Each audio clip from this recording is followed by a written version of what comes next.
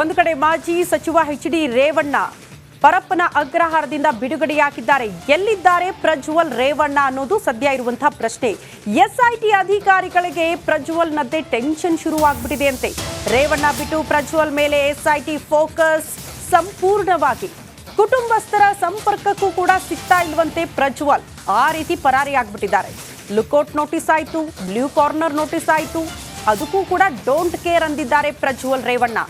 ಈಗ red corner notice ಜಾರಿಗೆ SIT ಅಧಿಕಾರಿಗಳ ತಯಾರಿ ಆಗ್ತಾ ಇದೆಯಂತೆ. ಕೋರ್ಟ್ನಿಂದ ಅನುಮತಿ ಪಡೆದು ನೋಟಿಸ್ ಜಾರಿಗೆ ಪ್ಲಾನ್ ಮಾಡಿಕೊಂಡಿದ್ದಾರಂತೆ ಅಧಿಕಾರಿಗಳು. ಪ್ರಜ್ವಲ್ ನಾಪತ್ತೆ ಬಗ್ಗೆಯೂ ಕೂಡ ಕೋರ್ಟ್ನಲ್ಲಿ ಸಹ ಉಲ್ಲೇಖ ಆಗಿದೆ. 196 ದೇಶಗಳಿಗೆ ಇಂಟರ್ಪೋಲ್ ಮೂಲಕ ಮಾಹಿತಿಯನ್ನು ನೀಡಲಾಗಿದೆ. ಹಾಗಾಗಿ ಯಾವುದೇ ದೇಶಕ್ಕೆ ಓಡಾಡಿದ್ರೂ ಕೂಡ ಅದು ಇಮಿಡಿಯೇಟ್ ಆಗಿ ಎಸ್ಐಟಿ ಅಧಿಕಾರಿಗಳಿಗೆ ಮಾಹಿತಿ ಸಿಗುತ್ತೆ. ಕಾರಣ ಟಿಕೆಟ್ ಬುಕ್ ಆಗುತ್ತೆ. ಏರ್ಪೋರ್ಟ್ಗಳಲ್ಲೂ ಕೂಡ ಆತ ಓಡಾಡೋದ್ರಿಂದ ಸಹಜವಾಗಿ ರೆಡ್ ಕಾರ್ನರ್ ನೋಟಿಸ್ ಜಾರಿಯಾದಂತಹ ಸಂದರ್ಭದಲ್ಲಿ ಆ ಬಗ್ಗೆ ಮಾಹಿತಿ ಇಂಟರ್ಪೋಲ್ ಮೂಲಕ ಎಸ್ಐಟಿ ಅಧಿಕಾರಿಗಳನ್ನ ತಲುಪುತ್ತೆ. ಆಗ ಈ ಪ್ರಜ್ವಲ್ ರೇವಣ್ಣನ ಬಂಧನ ಈಸಿ ಆಗಬಹುದು ಅನ್ನುವಂತಹ ಕಾರಣಕ್ಕೆ ಈಗ ರೆಡ್ ಕಾರ್ನರ್ ನೋಟಿಸ್ ಜಾರಿಗೆ ಚಿಂತನೆ ಆಗ್ತಾ ಇದೆ.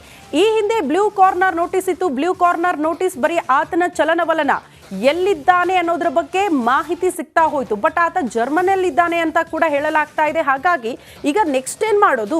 ಆತ ಇಷ್ಟು ದಿನ ಆದ್ರೂ ಕೂಡ ತಲೆಮರೆಸ್ಕೊಂಡಿರೋದ್ರಿಂದ ತಾಯ್ನಾಡಿಗೆ ವಾಪಸ್ ಆಗ್ತಾ ಇಲ್ಲ ಅನ್ನೋ ಕಾರಣಕ್ಕೆ ಈಗ ರೆಡ್ ಕಾರ್ನರ್ ನೋಟಿಸ್ ಮೂಲಕ ಆತನ ಬಂಧನಕ್ಕೆ ಸಹಾಯ ಆಗಬಹುದು ಅನ್ನೋ ನಿಟ್ಟಿನಲ್ಲಿ ಎಸ್ಐಟಿ ಅಧಿಕಾರಿಗಳು ಚಿಂತನೆ ಮಾಡ್ಕೊಳ್ತಿದ್ದಾರೆ. ಮೂರು ಪ್ರಕರಣ ಲೈಂಗಿಕ ದೌರ್ಜನ್ಯದ ಪ್ರಕರಣಗಳು ದಾಖಲಾಗಿರುವಂತಹ ಸೆಕ್ಷನ್ಗಳು ಕೂಡ ನಾನ್ ವೇಲೇಬಲ್ ಸೆಕ್ಷನ್ಗಳೇ. ಹಾಗಾಗಿ ಈತನ ಮೇಲೆ ದಾಖಲಾಗಿರುವಂತಹ ಪ್ರಕರಣಗಳಲ್ಲಿ ಬೇಲೆ ಸಿಗಲ್ಲ. ಯಾವುದೇ ಕ್ಷಣದಲ್ಲಾದ್ರೂ ಕೂಡ ಈತನ ಬಂಧನ ಆಗಬಹುದು ಅನ್ನೋ ಕಾರಣಕ್ಕೆ ಆತ ತಲೆಮರೆಸ್ಕೊಂಡಿದ್ದಾನೆ. ನಡಿ ಈಗ ಶುರು ಮಾಡೋಣ.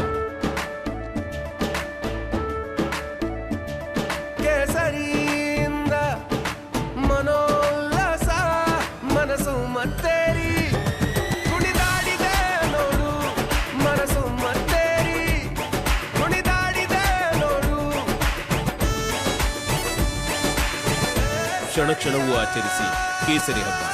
ವಿಮಲ್ ಬಾಯಲ್ಲಿ ಹೇಳಿ ಕೇಸರಿ. ಬಟ್ ಎಲ್ಲಿ ತನಕ ಎಸ್ಐಟಿ ಅಧಿಕಾರಿಗಳು ಕೂಡ ಬೆಂಬಿಟ್ಟಿಲ್ಲ. ಆತನನ್ನ ಬಂಧಿಸಲೇಬೇಕು ಅಂತ ಪಣ ತೊಟ್ಟಿದ್ದಾರೆ. ಹಾಗಾಗಿ ಈಗ ಕೋರ್ಟ್ ಮೂಲಕ ರೆಡ್ ಕಾರ್ನರ್ ನೋಟಿಸ್ ಜಾರಿಗೆ ತರಬೇಕು ಅನ್ನುವಂತಹ ಚಿಂತನೆ, ಅದಕ್ಕೆ ಸಂಬಂಧಪಟ್ಟಂತಹ ತಯಾರಿಗಳು ಕೂಡ ಆಗ್ತಾ ಇದೆ ಅನ್ನೋದರ ಡೀಟೇಲ್ ಸಿಗ್ತಾ ಇದೆ.